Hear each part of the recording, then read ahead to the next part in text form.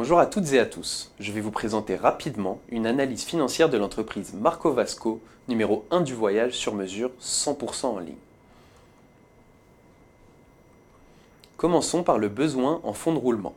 Le BFR est la somme des stocks et des créances moins les dettes. Le BFR résulte du décalage entre les recettes de l'entreprise et ses dépenses nécessaires pour réaliser son activité. Plus il est bas, mieux c'est. Ici, nous observons que notre entreprise possède un BFR négatif. Cela signifie que nos clients payent comptant alors que nous réglons nos fournisseurs après la livraison, comme les entreprises de grande distribution d'ailleurs.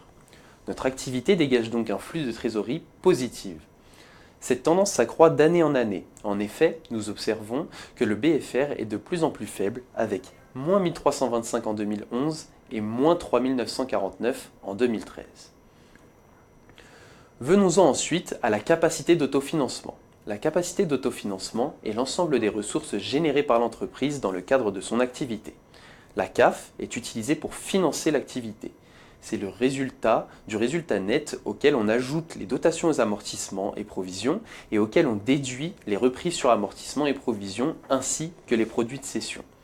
En 2012, la CAF est positive. Cela signifie d'abord que l'entreprise réalise des bénéfices d'exploitation, même si tous ces bénéfices d'exploitation ne sont pas encore encaissés. C'est une trésorerie potentielle. Sachant que la CAF sert ensuite à investir, rembourser un financement ou payer des dividendes, c'est une situation agréable.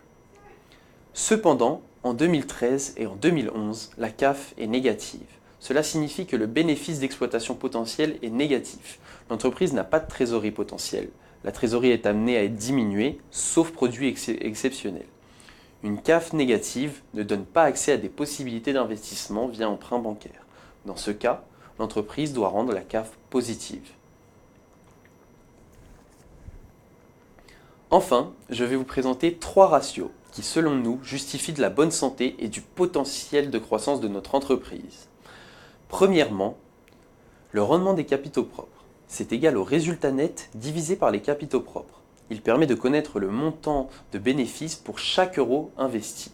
En année N, on obtient un ratio de 0,25 et en N-1, un ratio de 0,21. Deuxièmement, la marge brute d'exploitation, qui correspond à l'excédent brut d'exploitation divisé par le chiffre d'affaires.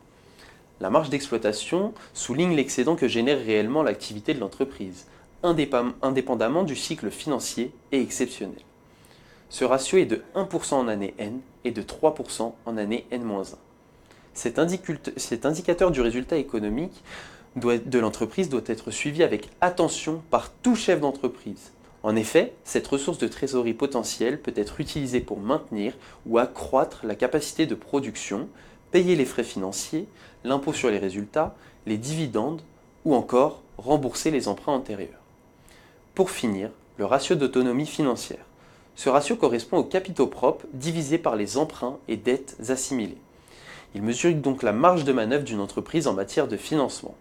Il était en année N de 1,16 et de 1,8 en année N-1. Je vous remercie.